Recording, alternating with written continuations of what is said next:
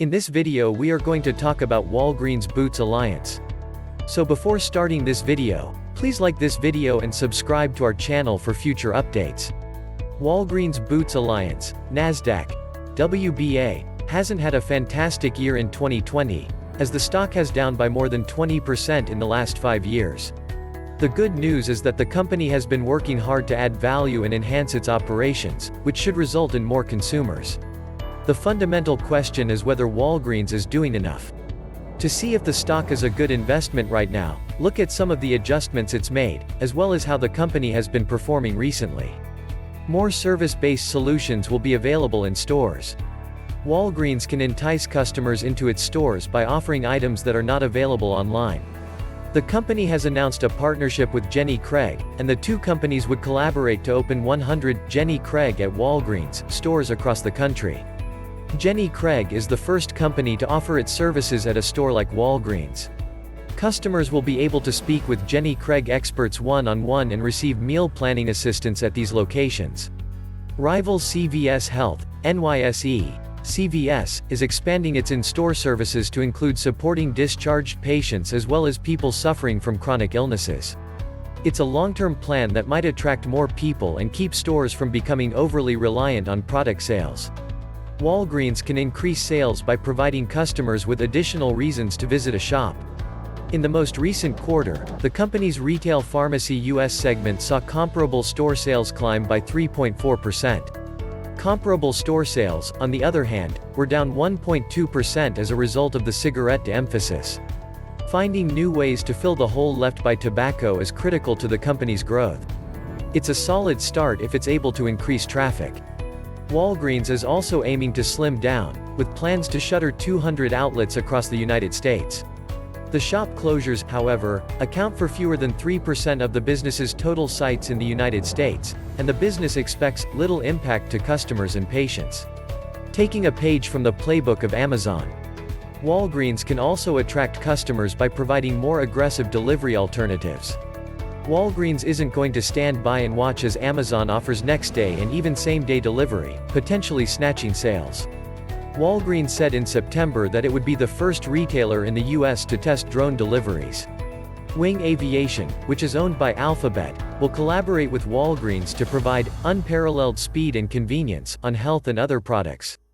Minutes will be used to measure delivery timeframes. Although the idea is still in its early stages, Walgreens believes there is a lot of room to grow the delivery service. According to the company, 78% of the population of the United States resides within 5 miles of one of its locations. Customers may no longer need to shop on Amazon if they know their goods from their local Walgreens will come in minutes thanks to drone delivery. The corporation hasn't given a timeline for when the service would be rolled out to the rest of the world. However, it's realistic to assume that it'll be a long-term undertaking. If Amazon hasn't mastered drone delivery yet, Walgreens isn't likely to do so anytime soon. Walgreens is doing well financially. Given the ambitious projects Walgreens is working on, such as drone delivery and remodeling its shops to include more services, it's critical that the firm produce cash. The good news is that Walgreens is in excellent working order. Over the previous 12 months, the corporation generated more than $4.4 billion in free cash flow. Walgreens has likewise continuously made solid profits over the years, with its bottom line slipping just under $4 billion this year due to a drop in gross margin and a 2.7% increase in operating cost. Overall, however, it's a good result. Investors get a lot of bang for their buck with this investment. The stock price of Walgreens has dropped more than 13% so far this year, making it an appealing buy. It is currently trading at just 14 times profits and just over 2 times book value. Walgreens stock offers a lot of fantastic value to a value-oriented investor. CVS, on the other hand, has not been as constant as Walgreens, having posted a loss in the most recent fiscal year. It's also a little more costly, with a price-to-earnings ratio of more than 21. Walgreens also offers a higher dividend yield of 3.1% over CVS, 2.7%. Walgreens is also a dividend aristocrat, a prestigious group to which CVS does not belong. Walgreens has increased its dividend for more than 40 years in a row, providing an incentive for investors to keep the healthcare company for the long term. Signals and Prognosis. The stock of Walgreens Boots Alliance has a sell signal from the short-term moving average, but a buy signal from the long-term moving average. Because the short-term average is higher than the long-term average, the stock has a general buy signal, indicating a good outlook. The stock will run into opposition from the short-term moving average at $54.47 if it continues to rise. If the stock falls, it will find some support at the long-term average of $54.09. A breakup through the short-term average signals a buy, whereas a breakup through the long-term average signals a sell. Furthermore, the 3 months moving average convergence divergence provides a buy signal, MACD. Negative signals were also sent out, and these could have an impact on the near-term trajectory. On Friday, June 11, 2021, a sell signal was issued from a pivot top point, and it has since plummeted -1.93%. Further decline is expected until a new bottom pivot is discovered.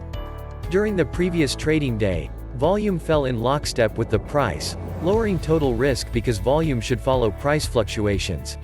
Stop loss, risk, and support. Walgreens Boots Alliance finds support around $53.04 thanks to accumulated volume, and this level could be a good place to buy because an upwards reaction is likely when the support is challenged. In general, the stock has highly controlled swings, and with strong liquidity, the risk in this stock is considered to be extremely low.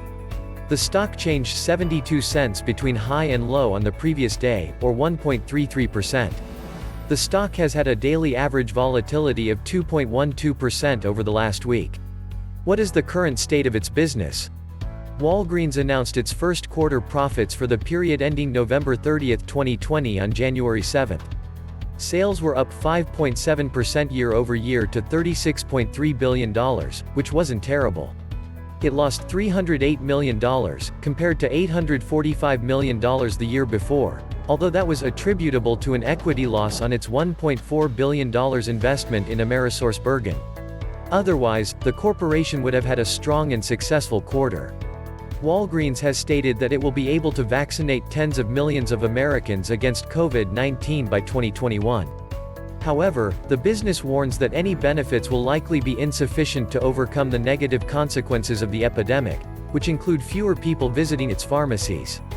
Walgreens recognizes that it must make significant adjustments to its business in order to compete with online threats like as Amazon, which owns PillPack and plans to open Amazon Pharmacy in November 2020.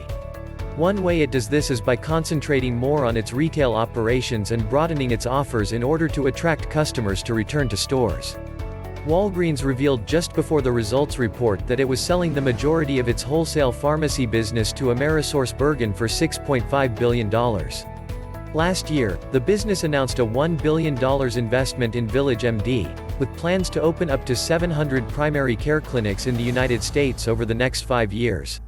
The clinics will be located in its shops, allowing customers to visit the doctor while shopping at their local Walgreens.